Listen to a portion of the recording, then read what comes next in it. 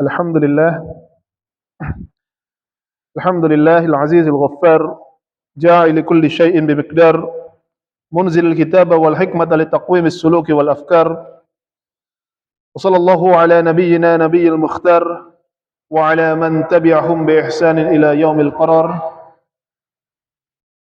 الحمد لله الذي نزل الفرقان على عبده ليكون للعالمين نذيرا، الذي له ملك السماوات والأرض وخلق كل شيء فقدره تقديرا. خلق الإنسان من نطفة أمشاج يبتليه فجعله سميعا بصيرا، ثم هداه السبيل إما شاكرا وإما كفورا، فمن شكر كان جزاؤه جنة وحريرا ونعيما وملكا كبيرا.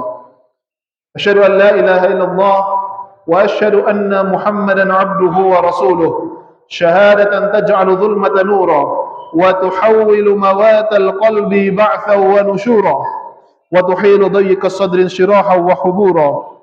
اللهم صل وسلم وبارك على خير خلقه خلقا وخلقا، سيدنا محمد ابن عبد الله المرسل مبشرا ونذيرا وداعيا إلى الله بإذنه وسراجا منيرا، وعلى آله وأصحابه ومن تبعهم إلى يوم يلقاهم الله نضرة وسرورا وجزاهم بما صبروا جنة وحريرا. أما بعد، فيا عباد الله، فإني أوصيكم ونفسي بتقوى الله العلي العظيم القائل في محكم كتابه: يا أيها الذين آمنوا اتقوا الله وقولوا قولا سديدا يصلح لكم أعمالكم ويغفر لكم ذنوبكم ومن يطع الله ورسوله فقد فاز فوزا عظيما.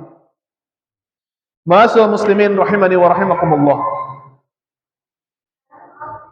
Segala puji bagi Allah Subhanahu wa taala. Alhamdulillah, Allah Subhanahu wa taala masih memberikan kita nikmat kesehatan. Alhamdulillah, Allah Subhanahu wa taala masih memberikan kita nikmat keimanan. Alhamdulillah, Allah Subhanahu wa taala masih memberikan kita nikmat Islam.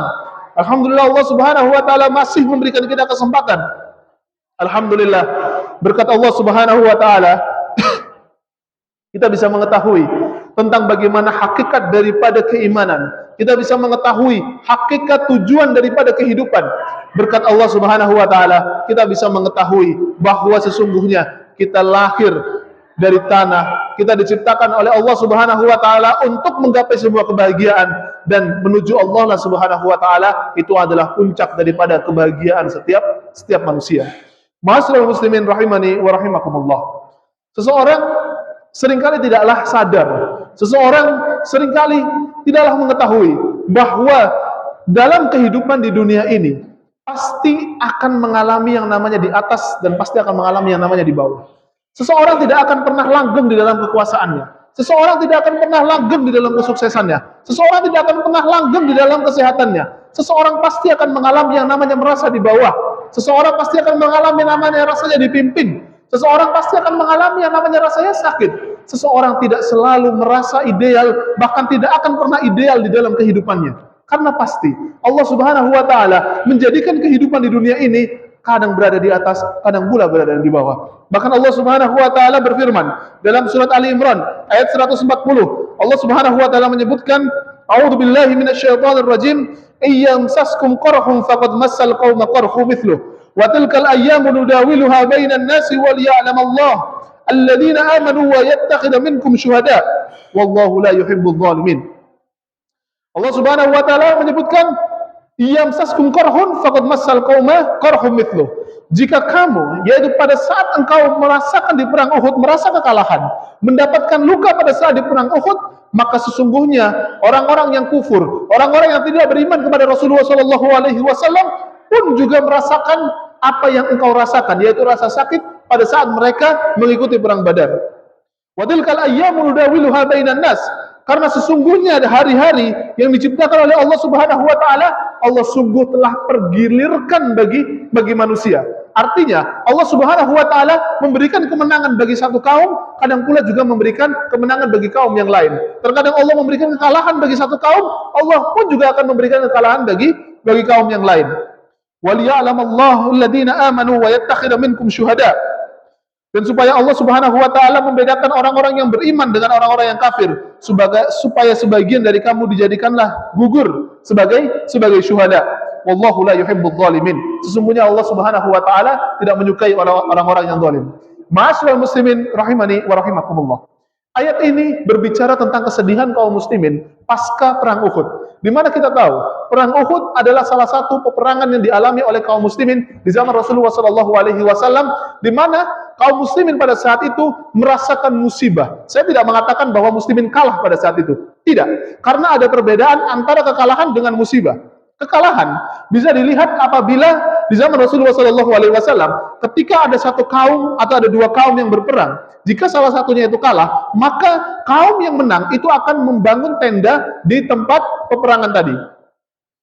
Jadi jika ada dua kaum yang sedang berperang, maka yang menang itu akan memasang tenda. Ya, yang akan memasang tenda di tempat peperangan tadi sebagai bukti untuk menunjukkan kepada masyarakat seluruhnya bahwa yang memenang adalah pihak kaum A. Pasca peperangan di perang Uhud, memang Rasulullah SAW bersama para sahabatnya merasakan bagaimana musibah yang terjadi, sehingga pasukan Rasulullah SAW itu mengalami kekacauan yang sangat luar biasa yang diakibatkan karena tidak menuruti apa yang Rasulullah SAW perintahkan. Di mana pasukan pemanah diperintahkan oleh Rasulullah untuk tetap berada di sana bagaimanapun keadaannya, tapi mereka memilih untuk turun karena ada ghanimah, karena ada harta rampasan perang yang begitu melimpah. Mereka akhirnya mengambil harta rampasan tersebut dan mereka menghiraukan atau tidak memperhatikan apa yang diperintahkan oleh Rasulullah SAW, sehingga musibah itu pun terjadi. Maka pada saat mereka mengalami musibah yang begitu luar biasa, kaum muslimin mengalami musibah yang begitu luar biasa, maka mereka mulai pesimis. Mereka merasa lelah. Bagaimana mungkin kita semua dijanjikan oleh Allah Subhanahu wa taala sebuah kemenangan. Kita dijanjikan oleh Rasulullah SAW, siapa yang beriman kepada Allah dan hari akhir, maka setiap nafasnya, setiap langkah kehidupannya, dia pasti akan mengalami kemenangan. Lalu mengapa setelah kemenangan di perang Badar, lalu setelah itu kaum kafir mencoba untuk membalas serangan terhadap umat muslim di perang Uhud? Justru di perang Uhud kaum muslimin mengalami musibah yang sangat luar biasa. Maka dari itulah Rasulullah SAW mendapatkan wahyu dari Allah Subhanahu wa taala berupa surat Ali Imran ayat 140 ini, bahwa yang kamu rasakan pada hari ini, kekalahan atau musibah yang engkau rasakan pada saat perang Uhud, itu pun juga mereka rasakan. Artinya, jangan merasa sedih sendirian. Bahwa dirimu itu memang sedih, itu adalah sesuatu yang manusiawi. Mereka pun, orang-orang yang kufur pada Allah Subhanahu wa taala, pada saat mereka kalah di perang Uhud, mereka pun juga mengalami kesedihan yang sama. Wa tilkal ayyamu nudawiluha bainan nas, karena sesungguhnya Allah Subhanahu wa taala akan pergilirkan bagi setiap manusia siapa yang akan menjadi pemenang pada waktu tertentu dan siapa yang akan menjadi pihak yang kalah di waktu tertentu. Ma'asyiral muslimin rahimani wa rahimakumullah. Dari sebuah sunatullah yang Allah Subhanahu wa taala ajarkan dalam surat Ali Imran 140 ini, kita bisa mengetahui dan ambil satu pelajaran, bahwa sesungguhnya merasa selalu berada di atas itu tidak sesuai dengan sunatullah. Selalu merasa berada di dalam kemenangan itu tidak sesuai dengan sunatullah. Memang orang, memang pihak, atau memang sebuah imperium kekuasaan itu pasti akan mengalami masa-masa jayanya. Tetapi jangan lupa bahwa sesungguhnya setiap sunatullah atau ketentuan yang Allah Subhanahu wa taala tetapkan kepada diri manusia, tetapkan pada setiap imperium, tetapkan di dalam sebuah politik, tetapkan dalam pribadi ekonomi manusia, itu pasti Allah Subhanahu wa taala akan jadikan kapan dia akan bahagia dan kapan akan susah. Namun yang membedakan antara kekuasaan atau kekuatan yang dimiliki oleh setiap muslim dengan orang yang tidak memiliki keimanan, perbedaannya itu adalah tentang bagaimana Allah Subhanahu wa taala jadikan kelanggengan itu apakah memiliki keberkahan atau tidak. Mari kita bandingkan. Kawan-kawan sekalian dirahmati oleh Allah Subhanahu wa taala. Imperium Persia, kekaisaran Persia yang keempat, yang sekaligus juga dialami di masa Rasulullah SAW, itu lahir pada tahun 226 Masehi dan berakhir pada tahun 650 Masehi. 650 Masehi itu sekitar tahun 15 Hijriah. Coba kita bayangkan, sekitar 400 tahun, 430 tahun mereka berkuasa. Mereka berkuasa dengan dengan sangat luar biasanya. Dengan sangat luar biasa mereka berkuasa imperium Persia. Tapi coba bayangkan, mereka jatuh itu hanya sekitar 5 tahun setelah Rasulullah SAW wafat. Pada saat peperangan Qadisiyah, kaum muslimin berhasil untuk meruntuhkan Persia. Coba bayangkan, 400 tahun mungkin adalah waktu yang sangat panjang, tapi hanya butuh waktu kurang dari 10 tahun, kurang dari 10 tahun, hanya butuh 5 tahun saja. Pasca Rasulullah SAW meninggal, orang-orang Persia atau kekaisaran Persia itu berhasil hancur. Namun coba kalau kita bandingkan dengan kaum muslimin, wilayah Mekah pada saat itu tidak dianggap apa-apa. Adalah wilayah yang gersang, mungkin ada pusat ekonomi di sana, tapi dibandingkan dengan Romawi dan Persia, kaum muslimin tidak ada bandingannya. Jika melihat daripada segi strategis wilayah dan kekuasaan yang ada pada saat itu. Tapi saat Rasulullah SAW membangun peradaban dimulai dari wilayah Arab, hanya butuh waktu sekitar 23 tahun untuk membentangkan ajaran Islam ini di seluruh dunia. 23 tahun Rasulullah SAW berdakwah, 13 tahun di Mekah, 10 tahun di Madinah. Setelah itu kekuasaan Rasulullah SAW berlanjut lagi pada masa Khulafaur Rasyidin. Pada saat Khulafaur Rasyidin dilanjut lagi pada masa Umayyah. Dan kita tahu 23 tahun dakwah Rasulullah SAW, masa Khulafaur Rasyidin berhasil untuk menghancurkan dua imperium Romawi dan imperium Persia. Artinya kenaikan atau argo kekuatan Rasulullah SAW dakwah Islam ini hanya butuh waktu singkat sekitar 20 tahun. Tapi coba kita bandingkan ketika runtuhnya kekuasaan Islam pada saat di masa dinasti Umayyah. Sekitar tahun 1922. Coba bayangkan, jika kita bandingkan sudah berapa ribu tahun kekuasaan Islam bisa berjalan. Dan turunnya masa Utsmaniyah itu butuh waktu yang sangat panjang. Ketika masa Abbasiyah itu runtuh, lalu diganti oleh masa Umayyah, itu ada sekitar 600 tahun, 300 atau 400 atau 500 tahun. Saya kurang begitu hafal detil-detilnya. Tapi kurang lebih, kalau kita melihat skala kemajuan umat Islam dan waktu mundurnya umat Islam, majunya cepat, mundurnya itu melambat. Lambat sekali ketika kita merasakan umat Islam itu mulai mundur. Tapi jika kita bandingkan dengan kekuasaan yang dimiliki oleh orang-orang yang kufur pada Allah Subhanahu wa taala, mereka naiknya itu lambat dan runtuhnya itu cepat. Maka dari itu, kita bisa ambil satu kesimpulan. Apa yang membuat umat muslim itu begitu hebat? Apa yang membuat umat muslim itu begitu langgeng? Apa yang membuat seorang muslim itu bisa berkuasa dengan begitu lamanya? Bukan hanya persoalan politik, tapi juga persoalan jiwa dan persoalan moral yang ada di dalam kaum muslimin. Bahwa sesungguhnya yang membedakan antara orang yang kufur pada Allah Subhanahu wa taala, kekuasaan yang dipegang oleh orang-orang yang kufur dan kekuasaan yang dipegang oleh orang-orang yang beriman, yang membedakan itu adalah keimanan itu sendiri. Karena keimanan sifatnya visioner. Keimanan itu mampu untuk merendahkan hati orang-orang yang berkuasa. Orang yang berkuasa, orang yang kaya, orang yang memiliki kekuasaan yang sangat luar biasa, memiliki kecenderungan untuk bersikap sombong. Tapi di hadapan Allah Subhanahu wa taala, kalau dia merasa bahwa Allah lebih besar daripada diriku, maka sesungguhnya tidak ada kesempatan bagi dia untuk melaksanakan sombong. Karena orang yang berkuasa pasti akan merasa bahwa orang-orang yang di bawahnya itu akan menuruti dia merasa paling besar, maka tidak ada yang lebih besar kecuali dirinya. Maka kalau ada orang yang merasa sombong, merasa bahwa dirinya paling hebat di antara yang lain, maka apa bedanya dia dengan Fir'aun? Maka seorang mukmin mampu untuk meredam hati seorang penguasa yang memiliki kecenderungan untuk bersikap sombong dan kufur pada Allah Subhanahu wa taala. Barakallahu li wa lakum fil Qur'anil azim wa nafa'ani wa iyyakum bima fihi minal ayati wa dzikril hakim. Aqulu qawli hadza wa astaghfirullah li wa lakum wastaghfiru innahu huwal ghafurur rahim. Bismillahirrahmanirrahim.